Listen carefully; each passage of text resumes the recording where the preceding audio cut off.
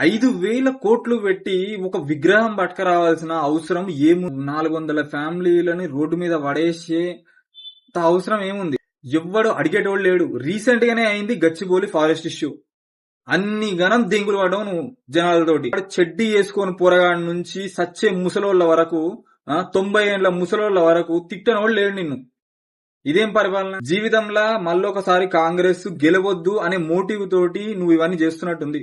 కాంగ్రెస్ అంటే ఎంత చెత్తగా ప్రవర్తిస్తుందో, ఎంత చెత్తగా పరిపాలిస్తుందో నువ్వు ఒక నిదర్శనంగా నువ్వు చూపించినట్టుంది. ఇది ఈ జనాలను నాశనం చేసే ఈ స్కీమ్స్ ఏందో, జనాలను నాశనం చేసే ఈ ప్రాజెక్టులు ఏందో నాకు అర్థం కాదు. నీ ముందొచ్చిన టిఆర్ఎస్ 10 సంవత్సరాలు ఉంది, ఎన్నో డెవలప్మెంట్లు చేసింది. ఎన్ని డెవలప్మెంట్లు చేసినా ఏ పర్సన్ ని రోడ్డు మీద పడేసి జనాలని అంతంత మంది ఫ్యామిలీలని నువ్వు రోడ్ల మీద పడేసి ఏడిపించింది ఏ ప్రభుత్వం లేదు, ఒక కాంగ్రెస్ ప్రభుత్వం తప్ప. అది కూడా ఇప్పుడు వచ్చిన కాంగ్రెస్ ప్రభుత్వం తప్ప.